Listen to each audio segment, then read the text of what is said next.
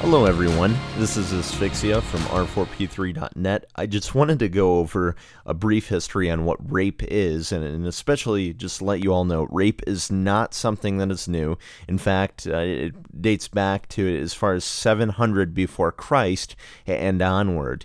And especially I want to point out that rape has sociobiological theories. Now, I know some of you will be like, well, what the fuck is that? So I put in the definition here, basically. It's a field of scientific study that is based on the hypothesis that social behavior has resulted from evolution and attempts to examine and explain social behavior within that context. Now, I'm not going to get into like the science of rape or anything like that. That's just fucking weird. I just want to go over a brief overview of the word meaning and a couple other things here. But the English word rape comes from the Latin term rapere, meaning seize, carry off by force, abduct. This is where the term raptor comes from. For example, if you look at this picture here this is probably totally inaccurate here, but think veloce. So it means swift, like velocity.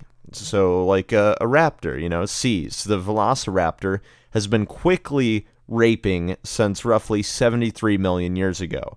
Now, I can't prove it's 73 million years ago, and I can't make you believe in dinosaurs. But what I can tell you is that scientists and whoever names dinosaurs, velociraptors, they gave it the name Velociraptor, which literally, like it says here, means swift and seize, or you could basically call it a quick raper or a quick rapist. I don't know. That sounds kind of fucking weird. I know. It's awkward. But anyways, we generally link rape to criminal sexual acts, but the word rape can mean so much more than just that. I personally believe that human non-consensual insertion should be standardized is the meaning, or I guess the term, rather than the word rape. And I know that the wording here is kind of off, but what I mean to say is that human non-consensual insertion is much more direct. Like that's an actual thing that you could say and know what it means. It means that pertaining to a human being, they, without consent, they were inserted into. And it's somewhat vague there, but it's way less vague than just rape. If you look at the definition of rape, which up at the top, rapere, seize, carry off by force, abduct. That is literally the actual meaning of rape.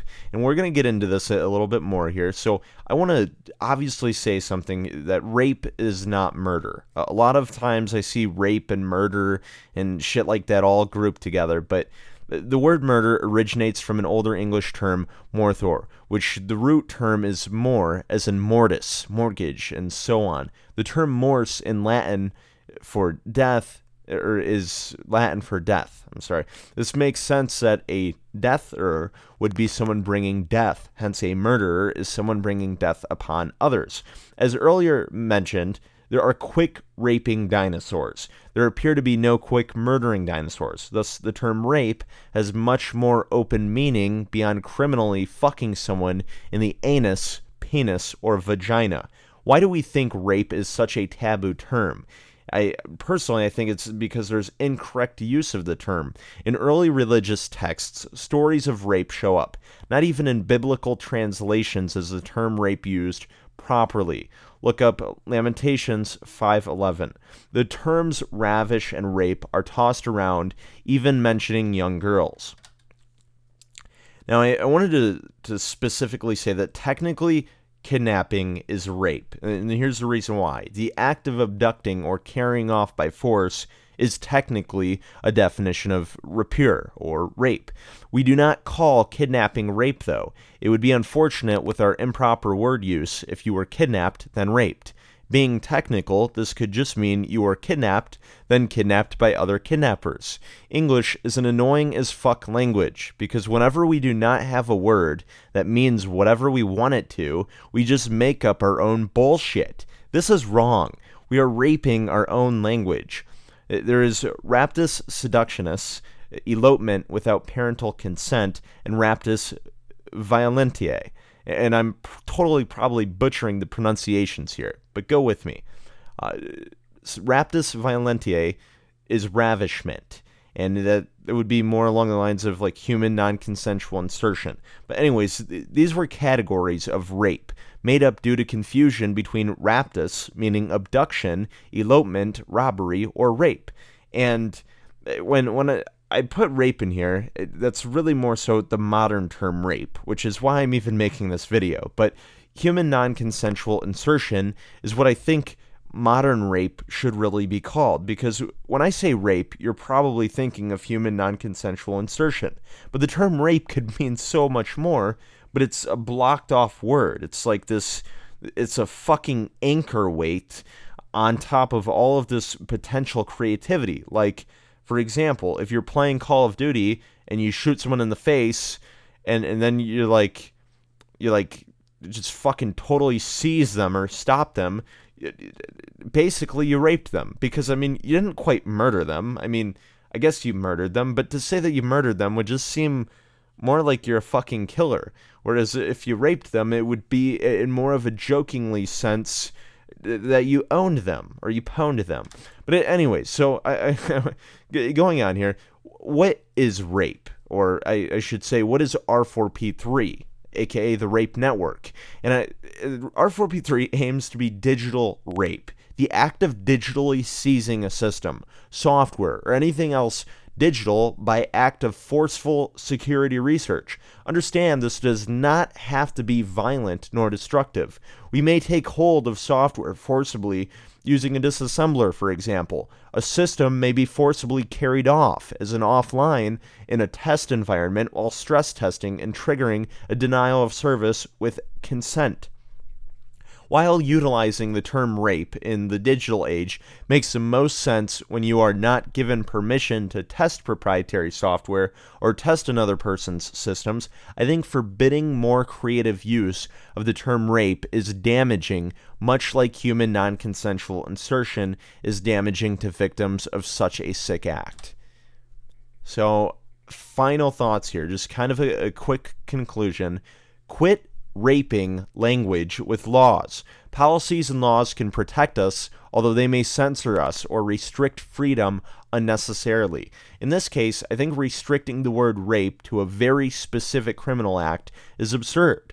I also want to clarify that I do not support nor condone human rape, which to me, what that should mean is human non-consensual rape, or I mean human non-consensual insertion.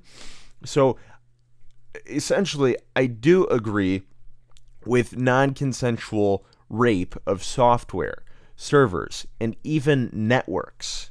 I really do have an appreciation for responsible disclosure. So that is responsibly reporting issues to the right people, or at least giving them a chance to look at their security issue or issues to fix them before you do anything malicious at all. In fact, I really don't like the idea of anybody doing anything malicious, but in my eyes, my mind, whatever, if someone is not going to, one, acknowledge a security issue, two, do anything to fix it, and three, that it could potentially be a risk to others, what other way do you have to responsibly disclose that, other than with going with a public disclosure or a full disclosure, I guess. So you really have to balance things out. But this type of behavior may serve to advance security globally. So when you really care about security, when you love it, and it's really just a passion that you have, you can go with responsible disclosure, and I think that's a great start. I think that's a good first attempt. But after there's no acknowledgement of the security concern or concerns, and there's seemingly no attempt to fix it, at what point do you just keep sitting there and just reporting the same security errors or security issues over and over? There needs to be a time where you take force or you take charge and you report the security issue or issues to the whole public. And awareness is really key, I think, when it comes to rape. We should be aware of our psychological demand for sex. The drive is natural, after all, and education on human non-consensual insertion to both men and women is critical in prevention and response.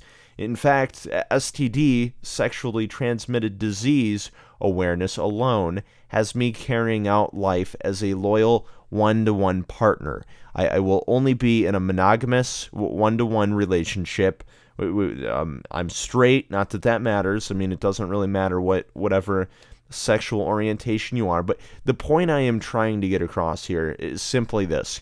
The term rape, it could mean so many things, and it does, really. And it stems from, like I said earlier, the word rapier.